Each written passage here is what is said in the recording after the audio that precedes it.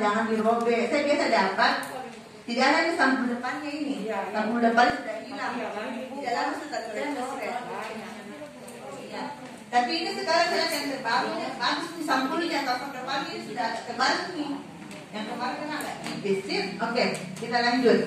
Buku KIA berisi berbagai informasi dan catatan kesehatan mulai hamil, bersalin dan nifas dan anak bayi baru lahir sampai usia 6 tahun. Dibaca dan dimengerti oleh ibu dan keluarga. Selalu dibawa ketika ibu hamil, bersalin, nifas dan pada waktu anak berkunjung ke fasilitas pelayanan kesehatan baik itu posyandu, kelas balita, pos PAUD maupun BKB. BKB tahu ibu? Oke, Bina Keluarga Balita. Yang pernah sama-sama saya di RW 3 Biro pasti tahu BKB di Ibu mana aja di Bina Keluarga Balita. Bina Keluarga Balita. Oke, jangan merusak dan hilang karena berisi informasi kesehatan ibu dan anak.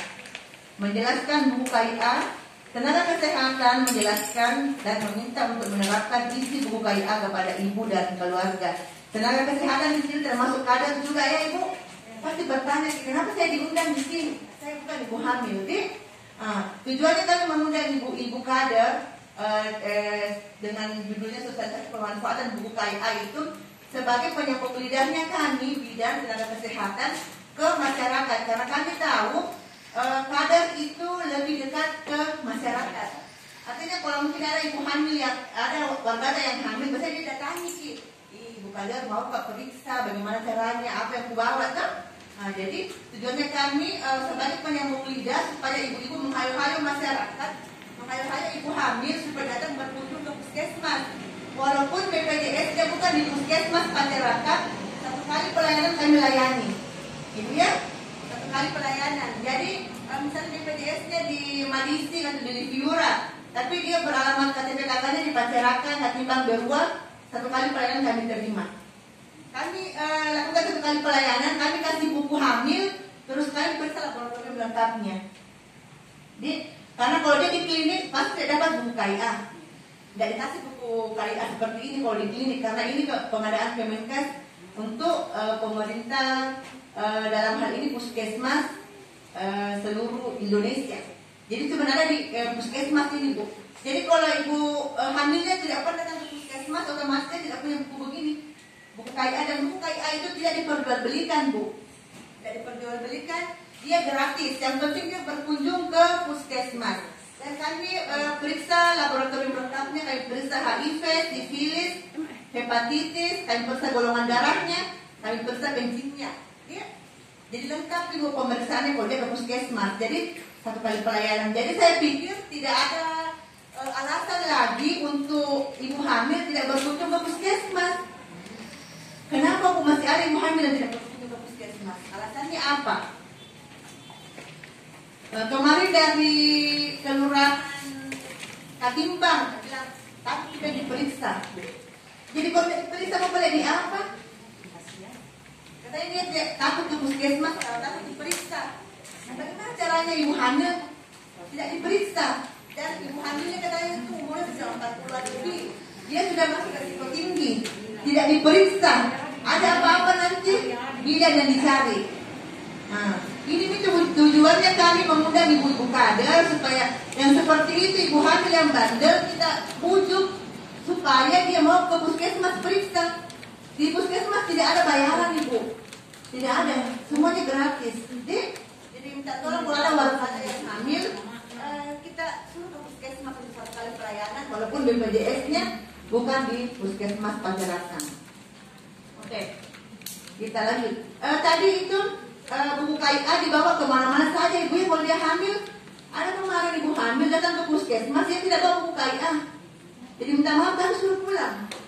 Harus bawa buku KIA-nya dulu, karena buku KIA itu digunakan untuk mencatat hasil pemeriksaannya. Jadi ada beberapa ibu hamil yang datang ke puskesmas, posyandu, tidak bawa buku KIA-nya, kita suruh pulang. Karena di sini dia catat berapa tensinya, berapa berat badannya. Jadi kita dari hasil pemeriksaannya itu kita lihat nanti dievaluasi. Oh ibu ini berat badannya tidak naik, oh ada apa? Nah, Kita kasih konseling, kita kasih pengobatan berdasarkan hasil pemeriksaan. Oke, lanjut. Tujuan buku KIA, tujuannya ada dua ibu ya, tujuan umum dan tujuan khusus. Tujuan umumnya itu ibu dan anak mempunyai catatan kesehatan yang lengkap sejak ibu hamil sampai anak berusia 6 tahun. Tujuan khususnya untuk mencatat dan memantau kesehatan ibu dan anak sebagai alat komunikasi dan penyuluhan yang dilengkapi dengan informasi penting bagi ibu, keluarga dan masyarakat tentang kesehatan, gizi dan standar pelayanan kesehatan ibu dan anak. Yang ketiga, alat untuk mendeteksi secara dini adanya gangguan atau masalah kesehatan ibu dan anak. Ya, jadi tujuannya buku ini seperti saya katakan tadi untuk mendeteksi adanya gangguan. Jadi misalnya dia datang di puskesmas, kami periksa umur kehamilannya, taruhlah dia sudah 7 bulan, kami tidak terlalu dengar dari jantungnya. Dari hasil itu kami rujuk ke dokter umum yang teruskan ke dokter ahli kandungan. Jadi tidak semua ibu hamil yang datang ke puskesmas itu kita kasih rujukan. Tidak ibu ya, kita kasih rujukan berdasarkan hasil pemeriksaannya kami. Kalau misalnya dia ibunya normal saja, terus dia mau dirujuk, tidak bisa, BPJS tidak mau tampung itu.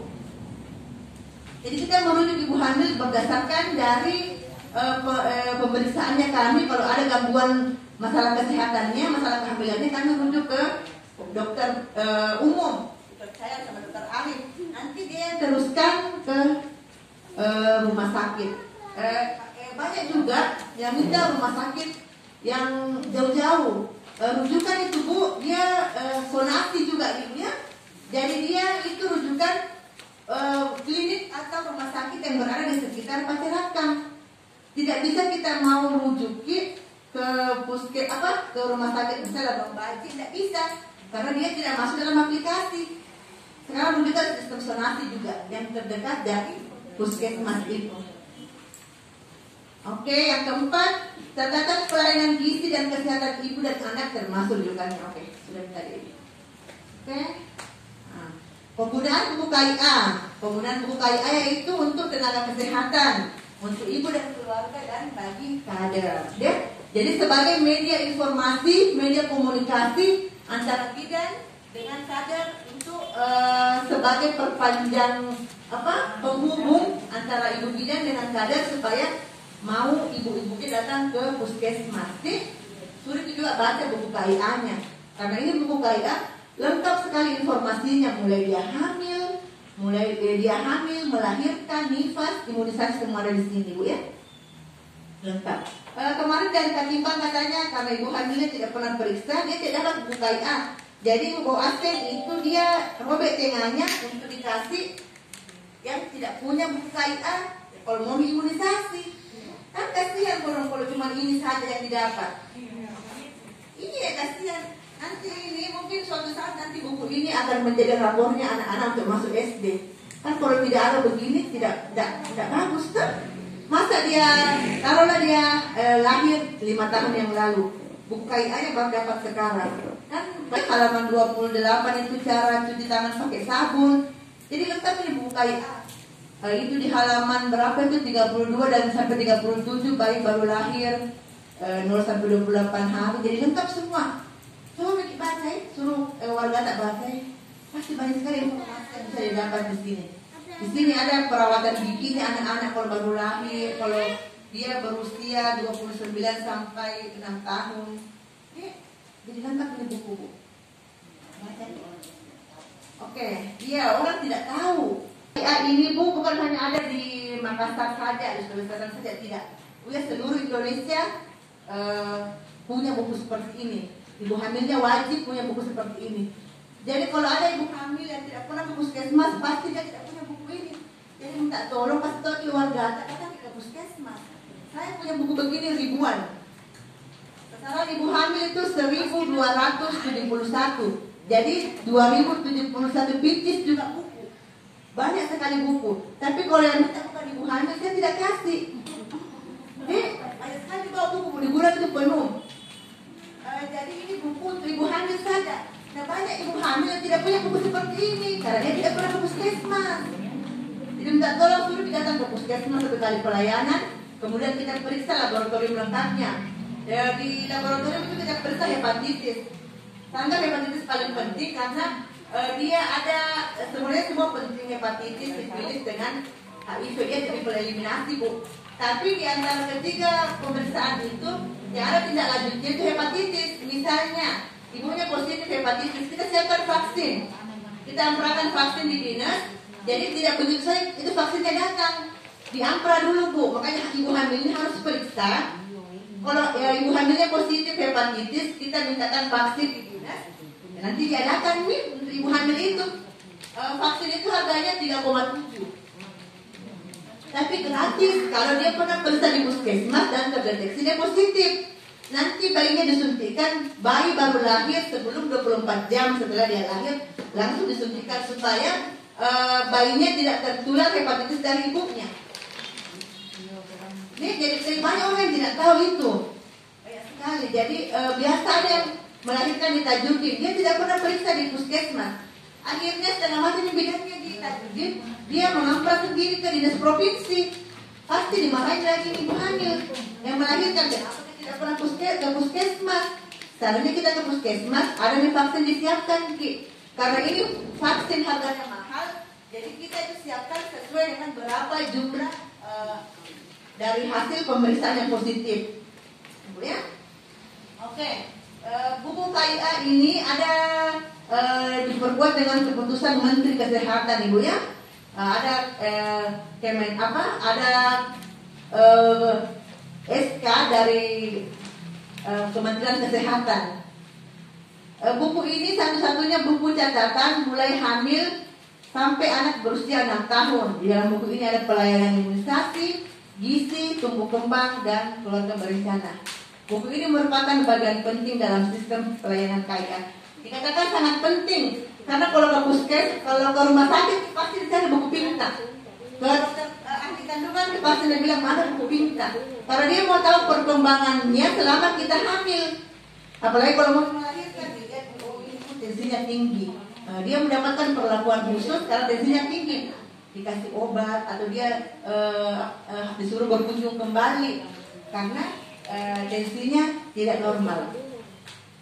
Tensi sekarang itu Bu, kalau ibu hamil itu 120/70 itu sudah dikatakan tidak normal. Tidak normal sekarang Bu, kalau 120/70 kalau ibu hamil. Makanya sekarang itu kita sering lakukan rujukan kalau ibu hamilnya tensinya tidak normal. Jadi semua Bu ya, semua kita lihat hasil pemeriksaannya tidak sesuai dengan umur kehamilan, dengan pembesaran perutnya, pasti kita rujuk. Tapi tidak bisa kita rujuk tanpa ada indikasi. Ada biasanya pasien minta mau rujukan, kenapa nih mau dirujuk Ibu? Tidak, itu karena kan saya bayar tiap bulan KIS-ku, BPJS-ku. Iya betul, tidak bayar tiap bulan, itu tidak semua kita harus rujuk. Dia ada indikasinya untuk dirujuk. Walaupun kami rujuk kita tidak tulis diagnosanya, tapi saya dikasih membayar, diberlakukan umum timbang berat badan dikasih kita tablet FE. Apa tablet FE Ibu? Tablet tambah darah ya. Dikonsumsi berapa kali Bu? Tapi sebaiknya diminum pada malam hari. Karena biasa tablet FE ini merangsang mual, merangsang muntah. Makanya diminum sebaiknya kalau ibu hamil yang seperti itu biasa anjurkan minum di malam hari sebelum tidur. Ini tablet FN. Tapi itu minimal 90 tablet Ibu. Jadi misalnya itu lebih bagus lagi. Dia kasih 90 tablet tapi sudah 3 kali berkunjung karena sudah 3 bungkus mie, 3 dos mie dapat. Datang berikutnya lagi kami kasih lagi tablet FN. Oke, sudah pernah dengar tetes salpot? Ada yang laksanakan? 21 tahun yang lalu Bu dia? Iya. Itu Pak. Ya, berarti bagus itu. Tetes pengantin itu pemberiannya sebaiknya 2 minggu sebelum menikah dan 2 minggu setelah menikah. Itu tetes pertama kan? Terus tetes keduanya itu 1 bulan. Artinya dia sebelum menikah disuntik. Kemudian 1 bulan berikutnya disuntik lagi. Berarti sudah tetes kedua tuh 2 kali min. Tetes ketiga dia 1 tahun jaraknya. Tetes keempat 1 tahun lagi. Jadi dia penyuntikannya 5 kali. Jadi tetes pertama itu misalnya tanggal 1 bulan 1. Dia disuntik tetes kedua itu tanggal 1 bulan 2. Tetes ketiga itu 6 bulan setelahnya itu. Berarti bulan 7 suntik lagi. Kemudian tetes keempatnya itu 1 tahun. Kemudian tetes kelima 1 tahun lagi. Hamil tidak hamil ibu harus disuntik. Sebenarnya ini penting sekali. Cuman mungkin sosialisasinya yang kurang. Jadi kalau ada warga yang mau menikah, dekat-dekat mau menikah, sudah ke puskesmas kita suntik. Suntik. Hamil tidak hamil, tetap harus disuntik. Misalnya dia disuntik sebelum menikah, 1 bulan setelah menikah dia tidak hamil, tetap dilanjutkan disuntik. Atau 1 bulan setelah menikah dia hamil, tetap disuntik. Jadi 5 kali perlindungan, 5 kali suntikan itu sudah 25 tahun perlindungan. Misalnya ditusuk paku, tidak usah disuntik lagi bukan? Kita sudah dapat TT, tapi harus teratur, intervalnya harus teratur ya. 1 bulan, 6 bulan, 1 tahun, 1 tahun. Oke, gizi. Kalau ada ibu hamil yang berat badannya tidak sampai 45 kg, pasti kami rujuk ke ibu normal. Nanti sudah dikasih pelayanan gizi. Kalau misalnya dia orang tidak mampu, dia dikasih biskuit atau dikasih susu hamil. Kalau misalnya ada pengadaan dari dinas. Tapi kalau misalnya dia orang mampu, kita anjurkan dia untuk minum susu setiap hari 2 kali sehari. Tapi susu hamil ya, bukan susu bendera, bukan susu beruang. Jadi susu hamil, di dalam susu hamil itu ada asam folatnya, tinggi proteinnya, dan itu bagus untuk perkembangan janinnya. Kan mau anaknya pintar, kalau dia hamil, jadi sejak dalam kandungan terjadi konsepsi, ibunya harus konsumsi gizi seimbang supaya anaknya pintar. Oke, ajak bicara baik dalam kandungan. Saya kira penting ibu ya. Jadi biasa tuh ada suami yang urus-urus perutnya istrinya, bacakan salawat, bacakan ayat kursi. Jadi kalau suaminya juga sering marah-marah, itu harus sehat supaya bayinya juga sehat. Harus istirahat dan cukup. Bagaimana kurang kasihannya ibu hamil kalau besar di perutnya, tetap juga mencuti seperti biasa. Kasihan seperti itu deh. Jadi sebaiknya itu kalau kita hamil, sebaiknya itu bawa suamita supaya suamita itu dengar apa anjuran yang kalian berikan. Tapi kan suami-suami biasa malas deh. Ada pertama yang tidak ada suaminya. Kalau ibu hamil itu seperti kita buka keran air, begitu darah mengucur. Bayangkan coba baru menit itu darah tak habis kalau dibuka seperti keran air mengucur darah. Makanya itu berbahaya. Makanya harus diperiksa ibu hamil supaya kita bisa prediksi yang ada bahaya seperti ini. Bengkak kaki, tangan, wajah atau sakit kepala disertai kejang, demam tinggi, keluar air ketuban. Biasa ada yang keluar air ketuban berapa minggu tidak ke puskesmas. Karena dia tidak bedakan mana air ketuban, mana air kencing. Ya, ada yang seperti itu, padahal air ketuban baunya amis. Amis baunya beda sama kencing. Ada yang seperti itu, akhirnya bayinya kekeringan di dalam. Nah, sedangkan itu air ketuban yang di tempat yang merupakan di dalam perut kan itu dia bayi seperti berenang. Itu bayi berenang di dalam perut. Kalau air ketuban ini berkurang, bayinya kan tidak sehat di dalam. Bayi dalam kandungan kurang bergerak dan muntah berlebihan. Ini semua ada bahaya. Muntah berlebihan, ada yang sampai infus. Banyak yang seperti itu bu. Ada juga yang mual muntahnya biasa-biasa saja. Tapi mual muntah ini bisa dicegah. Bisa dicegah dengan kita konsumsi obat. Obatnya ada di puskesmas. Kita bisa rasakan gerakannya. Kalau masuk usia muda, belum bisa kita rasakan. Ada kemarin pasien dia mau dirujuk karena katanya tidak bergerak di bayinya. Ditanya umur kehamilannya berapa, baru 4 bulan. Memang belum kita rasa gerakannya bu, karena baru masuk 4 bulan umur kehamilannya. Jadi dirasakan itu di umur kehamilan 4 bulan masuk 5. Dari umur kehamilan 18 sampai 20 minggu baru kita bisa rasakan gerakannya. Nanti kita rasakan juga gerakannya itu kalau di umur kehamilan yang masih muda itu pada istirahat. Coba kita istirahat, pasti kita rasakan gerakannya. Tapi kalau kita beraktivitas seperti biasa itu belum bisa kita rasakan. Tapi kalau sudah 7 bulan, 8 bulan, jadi kita lihat di perut itu goyang-goyang. Karena kita lihat perut tak bergerak bayi di dalam, berarti sehat. Ada juga ini Dik? Iya. Ini namanya stiker P4K. Kemarin itu kami harus tempel ini stiker didampingi sama bidan. Tapi untuk bulan 10, 9, 10 sampai bulan 12 ya tidak nih. Dik, ini ditempel di depan rumah ibu, di depan pintu rumah, bukan di dalam rumah, apalagi di dalam kamar. Dik, tulis namanya ibu, dan persalinannya kapan. Kemudian dia rencana melahirkan di mana, pendampingnya siapa ketika dia melahirkan, dan calon pendonornya siapa. Jadi ibu hamil itu harus tahu daftar persalinannya kapan, supaya kita bisa dia bisa mempersiapkan diri untuk ke rumah sakit apabila sudah dekat-dekat tanggal persalinannya. Kemarin ada di Mangga 3 yang melahirkan di rumah. Jadi RW berapa itu Bu? Melahirkan di rumah. Dia harus tahu golongan darahnya apa. Jadi dia harus tahu golongan darahnya apa. Jadi misalnya dia diperiksa, dia datang kunjungan awal itu taruhlah di usia kehamilan 3 bulan.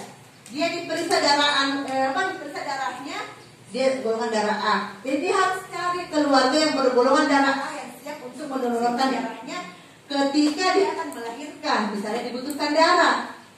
Makanya harus tahu golongan darahnya ibu hamil. Jadi dia siap calon pendonor yang bergolongan darah yang sama dengan ibunya. Jadi misalnya dari minta dia ada perdarahan untuk transfusi darah, sudah siap calon pendonornya.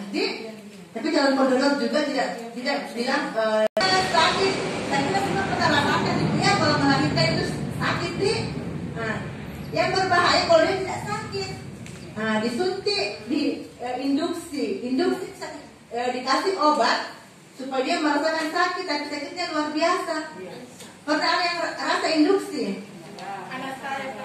Ada juga orang lebih bilang biar bisa dioperasi, Kak. Padahal itu operasi sebenarnya berbahaya.